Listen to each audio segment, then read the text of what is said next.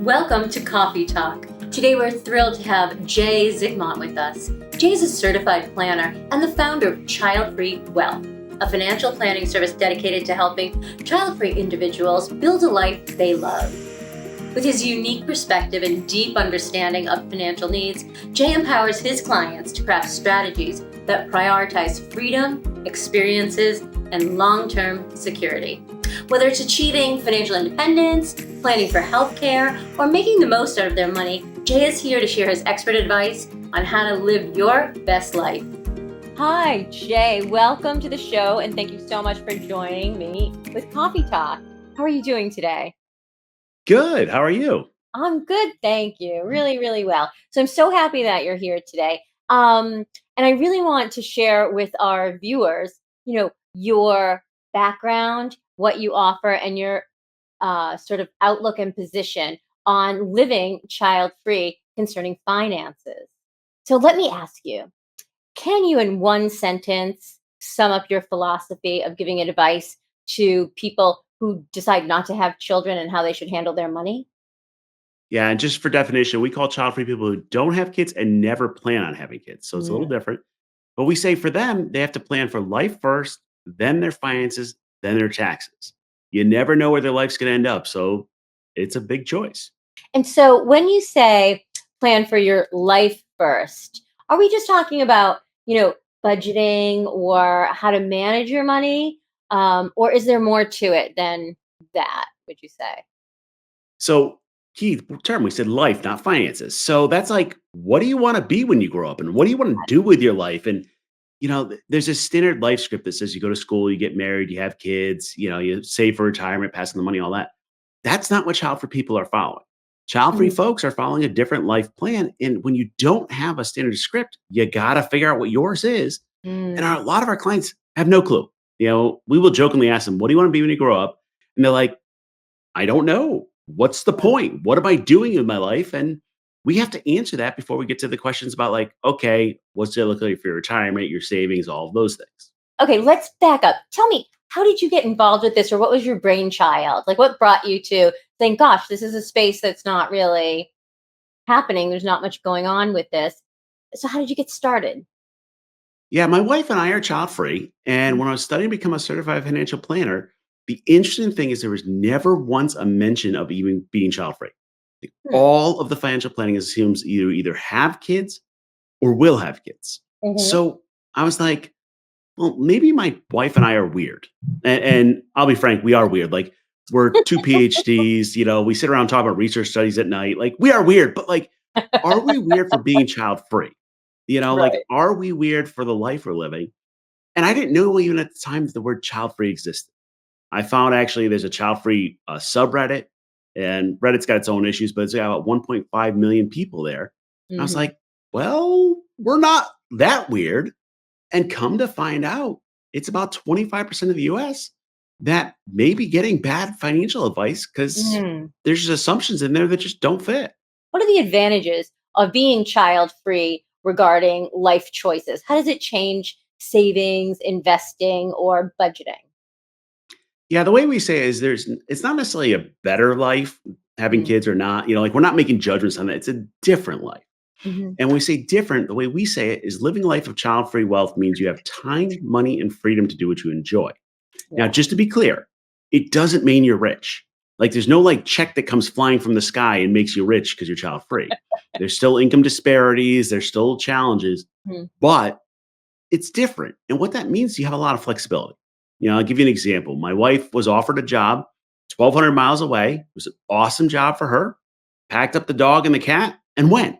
Like the biggest challenge was putting two mastiffs in the back of a Prius. You got to see that. That's a separate picture. But like we could, like my family jokes, I keep moving all the time, like, because we can.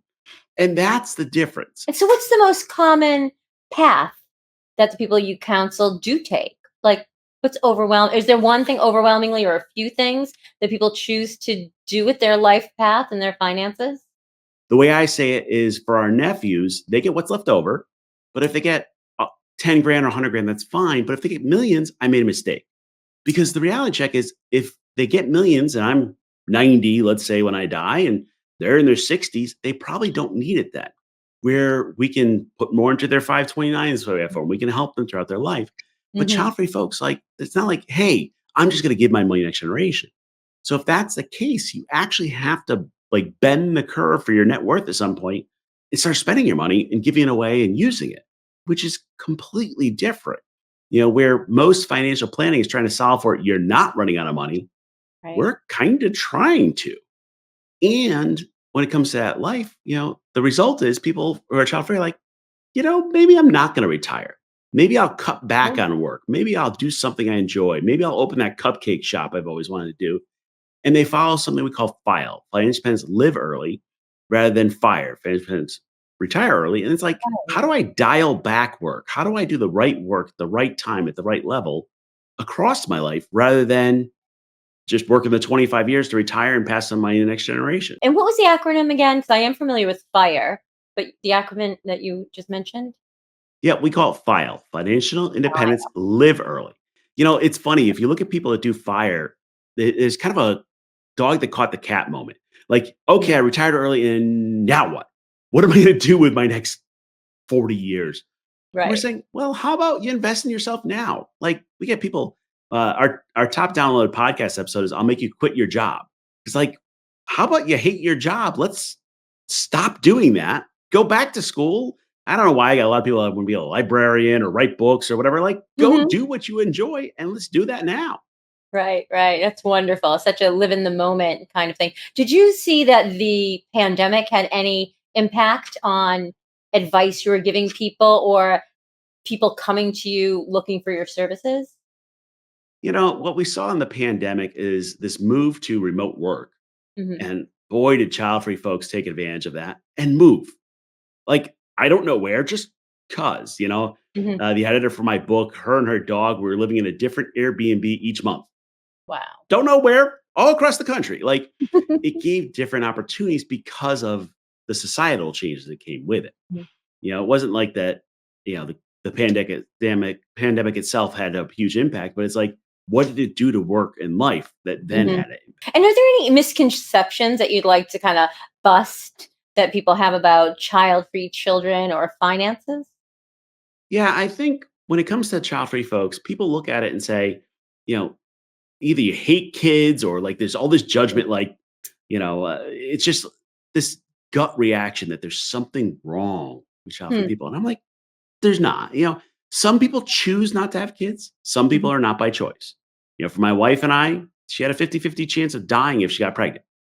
That's not really by choice. But Wow. people make these assumptions. Mm.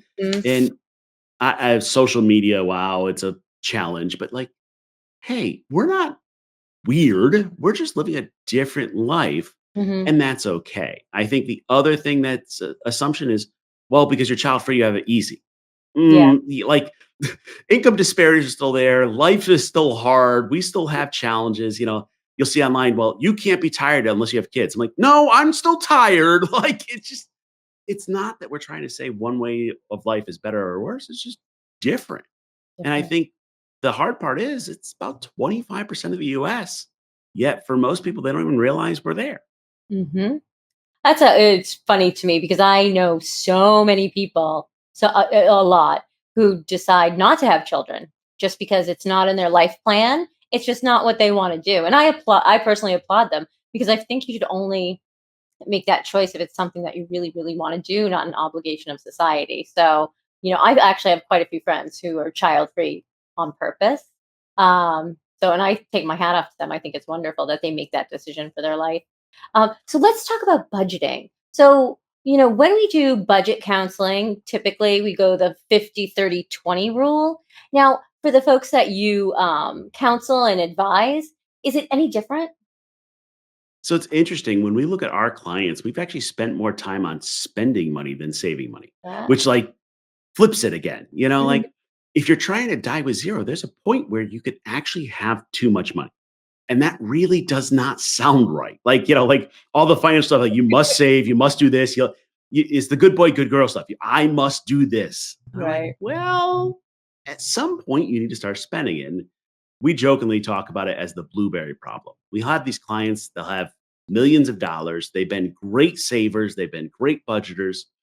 And they're buying the frozen blueberries because they're $1 cheaper than the regular blueberries. I'm like, just buy the good blueberries. You're fine. Like, but I can't get them to shift their mind. Like, I got Mm, people with millions of dollars still cutting coupons. And I'm like, well, first of all, there's an app for that now, but like, you're okay. And it's that mindset shift where yeah, when we're talking about budgeting, we're talking about cash flow, we're talking about how do you invest in you and what matters to you. right. And it's just like, if you've been good at saving, it's just really hard to change the way you think about money. Like, Mhm. we'll talk about what's important to you, like travel. Okay, cool. How about we set a goal for travel? And if giving's important to you, how about we do an equal goal for giving? Where, if I spend 10 grand on travel, I spend 10 grand on giving. Wow. And man, does that work? And I'll often ask clients at the end of the year, which do they enjoy more, the travel or the giving? Most of the time, it's the giving. So, like, we're talking about, charitable giving, different things, Mm. structures, tax planning around that. But we're really saying, all right, you've done the good stuff on your budget. Now let's do something with your money. I kind of love that too. I was just going to ask you if there's an unconventional piece of advice that you give that people might be surprised. And I sort of think that you've already answered that question just now. But is there anything else that comes to mind that seems unconventional that people would be like, oh, So, a great example of this for child free folks is life insurance. Everybody says, oh, you need 10 to 12 times your income for life insurance. You need something. Probably not for us. There's a lot of child free folks, in particular, the single income or the soloist is what we call them, where 32% of child free folks will never marry. Well, if you're mm, not married, no kids, life insurance, not a big deal. Probably yeah. not something you need. And there's these things that become choices. And let me give you an even bigger one. For child Mhm. free folks, buying a house is a choice, not a requirement. Oh, Where my default answer to clients is rent. My wife and I sold our house a year ago. We rent. It's not because we can't afford a house, but because we're probably going to move in a few months anyway. Like, why buy houses? But everybody's like, you must buy a house. That's the way to get ahead. You got to, it's kind of like the American dream. You got to have mhm. the house, the white picket fence, the 2.5 kids, the dog. That's all options for our clients. So do you see any trends for the child-free folks? Like what would you say the next 5 years might bring? Yeah, what we're seeing is the younger generation. So we go Gen Y, Gen Z. Mhm, The number of people choosing to be child free is going through the roof. mhm, The Pew Research study looked at adults who, over 18 through 49 who don't have kids, and the 49% said not going to. mhm. That's huge. Like, I can't even imagine that type of number. We are a little confused on like good stats for the country for child free. There's not perfect stats on it, but like we're seeing many more young folks do this, and people will ask me like, well, will they change their mind? And I was like, well, for my first book, The Portrait of Child Free Wealth, I went out and interviewed a whole bunch of people and asked this question. I had people at 21 getting sterilized. Like, they're not changing their mind. Like, Oh, this is a done decision. And you're seeing that younger and younger where they're like, having kids are a choice now. It's not a mhm. requirement. Right, right. In some of the older generations, we go to the baby boomers, like, it's just what you did. Like, you got married, you had kids. Mhm. Now they're like, let me do something different.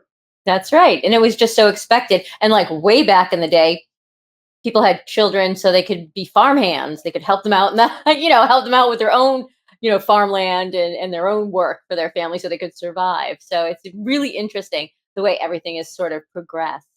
Um, what kind of advice? What's like when you're talking to somebody who maybe doesn't know what you do for a living and you just have conversation and you find out, oh, they are child free, married or not. What kind of like talking points do you bring up with them to kind of see if they're doing okay financially or they're in the right realm with their money and happy? You know, one of the things I'm always asking is kind of like, where are you getting the advice? Most advice assumes you have kids. And I'll say, hey, you working with a financial planner? And they'll say, yep. I said, go ask them how your plan is different because you're child free. And it's amazing the answers they get. The worst are kind of like, well, it's not different. That's a bad one. Or even worse, which is, oh, you'll change your mind. Like, that's a lot of judgment. I Yeah. had somebody recently, a prospect, they actually became a client and they went and talked to their old advisor and they said, how's my plan different from child free? And their answer was, well, we have other child free clients. And I'm like, that's not answering it. And when I start talking with people, I say, okay, you've done well.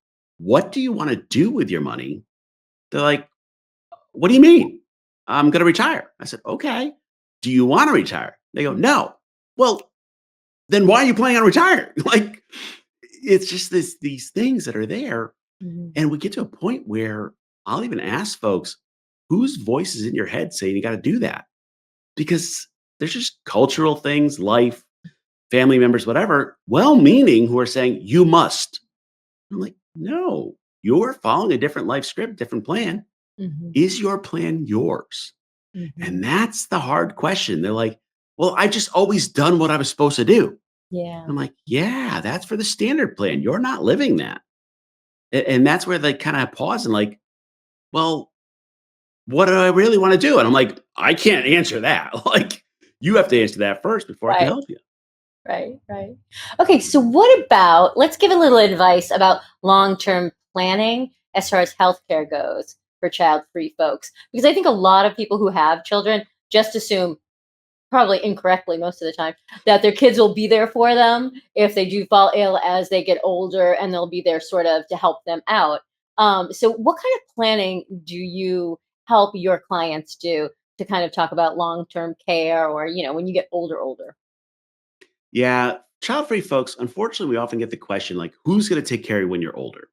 And I have kind of like a love hate thing with this question. What I don't like about the question is when people ask that, they're making assumptions that other people are going to care for them. So let's talk about the stats. The US Census looked at adults over 55, and Mhm. they've looked at childless adults in particular, and they found that 2.5% of childless adults were getting any financial support from their family. So that's like nothing. Mhm. But they looked at parents over 55, and they found that 1.5% got any financial support from their family. So guess what? None of us are getting any support. Let's just call that out. Like, Right. the numbers say you're out of luck. You're out of luck. And what we end up doing with our child free clients is our goal is by their mid 40s to have a plan for long term care. Mm. And the reason why it's mid 40s is that's when long term care insurance is most affordable. Now, I didn't say it was affordable. I said Mhm. most. Like, No. it's when it's like when you can possibly buy it. And our goal is by mid 40s to say either you're going to pay out of pocket, you're going to use long term care insurance, or count on Medicaid. Because remember, Medicare does not pay for long term care, but we're going to make those choices. Mhm. With that in mind, then we can then work on estate planning and the other things. And the paying for long term care, it's stupidly expensive. It just is. But the next hard question for child free folks is like, who's going to make the decision for you? Who's Mm. going to like be your executor, your power of attorney, your medical power of attorney, financial power of attorney? And it's a really, really hard question. Mhm. If you are in California or Arizona, you can hire a professional fiduciary to do it for you. Okay. There's one attorney I found in Georgia that'll do it, but otherwise, you're kind of out of luck. And we've been as a company working on a solution we're hoping to roll out next year, partnering with a trust company, because there's millions of child-free folks that don't have an answer. And what happens is if you don't have an answer for who makes decisions for you, either the healthcare organizations or government make the decisions for you. Yeah. I don't know about you, but I don't trust either of them to make decisions for me. They don't know me. Like, they don't know what I want. Like, who's going to put me in the home and decide this? And I was on a podcast and somebody explained it this way. They said their mother was in the long-term care, 90 something years old, and mom always loved chips, but the nurses wouldn't give it to her. He's like, give her the chips. Like, what's it going to do to her? Like, she's 90 years old. Give her the damn chips. And his point was, who makes sure for me as a child free person that I get my chips? And it's a great question. That's the one that really bothers me. The long term care, that's a budget thing. Like, we need to put money aside, we need to have a plan for it. Cool. But like, if my wife and I get in a car crash, who makes medical decisions for us? Who makes financial decisions? And who lets our dog out? These are important questions that Right. having a kid kind of takes place in that, you hope. Yeah. But for child-free folks, we need a different solution. Right. Right. And you have two mastiffs, you said, so they really need to be let out. So Yeah. I'm sure you have a plan to have somebody take care of that. Yeah. So if we have listeners who are child free and would really like more information and help on long term planning or like how to plan for an accident and something happens, just what you were saying, how can people find you and get in touch with you?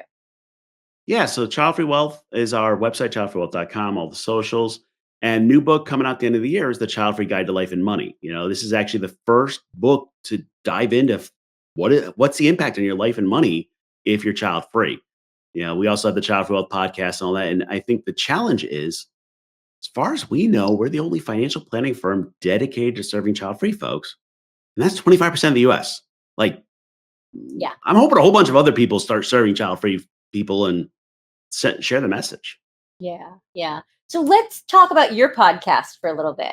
Who are your guests? Who do you interview? What are your topics like?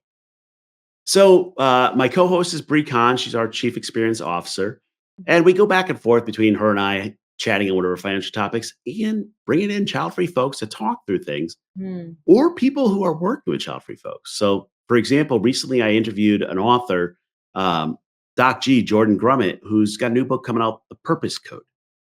Great content of like, what's the point of life? And it's one that child-free folks often deal with early.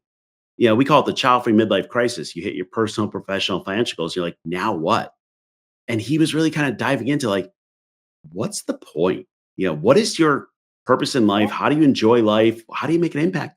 That's the type of topics we dive into because those are the hard ones. Like, do you need life insurance? Those are easy. Like, do I need a Roth rollover? Who cares? Like, those are the simple ones. It's like, so what's the next chapter of my life and how do I figure it out? And that's the type of stuff we dive into on the podcast. Wow. Yeah, it's an amazing podcast. And I really think that all of our listeners should definitely go give it a listen. Um, and we'll have it in the description as well. So check it out, everyone. So here's my last question. And this is how I like to end the show. If you could have dinner with any three people, living or dead, who would it be and why? So it's kind of a hard question, but all right, I'll split it into three parts because this kind of matches my life. The financial guy in me wants to meet Warren Buffett because, why not? Like if you could kind of pick his brain. Mhm. The child free person in me, got to go with Dolly Parton. If you look at somebody that's child free and done a lot for the community, that'd be Yeah. huge. And for fun, I'm going to say Captain Sandy from Below Deck. Got to go do some boating stuff.